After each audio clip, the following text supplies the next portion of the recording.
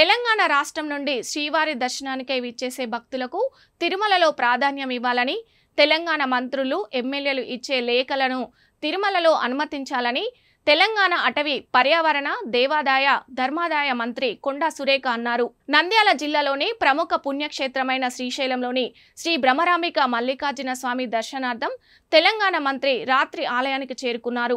దేవస్థానం EO Srinivasarao ఆమెకు స్వాగతం పలికారు. ఆమె కుటుంబ సభ్యులతో కలిసి దర్శించుకొని ప్రత్యేక పూజా కార్యక్రమాల్లో పాల్గొన్నారు. ఈ సందర్భంగా మంత్రికి అర్చకులు ఆలయ లాంఛనాలతో స్వాగతం పలికారు. రెండు రాష్ట్రాల ప్రజలు సురక్షితంగా ఉండాలని ఈ సందర్భంగా ఆమె పేర్కొన్నారు. అనంతరం ఆమె మీడియా సమావేశం నిర్వహించారు.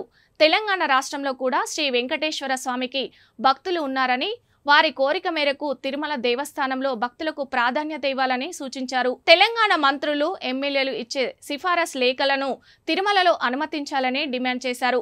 భక్తుల విన్నపాలపై ఏపీ ప్రభుత్వం తమ విజ్ఞప్తిని పరిష్కరిస్తుందని ఆశిస్తున్నామన్నారు. టీడీపీ తరపున తెలంగాణలో ధర్మ ప్రచారానికి నిధులు ఇవ్వాలని డిమాండ్ చేశారు. గత ప్రభుత్వం అనుసరించిన విధానాలను ఈ ప్రభుత్వం అనుసరించాలని కోరారు. మా దురదృష్టం ఏంటంటే అంతకుముందు మా తెలంగాణలో అంతా కలిసినప్పుడు మాకుండేది గుడి. మేము శ్రీశైలం గుడిని విడిపోవడం వలన కోల్పోయినా కూడా మాకు ఈ భక్తి అయితే మాకు ఎప్పుడు కూడా ఉంటుంది. కాకపోతే మాకు కొంత ఇబ్బందికరమైన వాతావరణం ఎక్కడుందంటే తిరుమల తిరుపతి దేవస్థానం నుండి మా తెలంగాణ నుంచి వచ్చేటువంటి భక్తులు కొంత గత గవర్నమెంట్ నుంచి నిర్లక్ష్యానికి గురి కాబడతా ఉన్నారు. ఆ విషయంలో మేము ఇప్పుడు ప్రస్తుత గవర్నమెంట్తో మంతనాలు జరుపుతూ ఉన్నాము.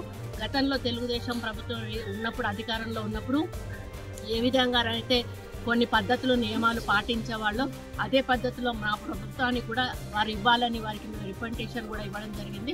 ముఖ్యమంత్రి గారు కూడా ఈ రాష్ట్ర ముఖ్యమంత్రి గారితో కూడా మాట్లాడడం జరిగింది.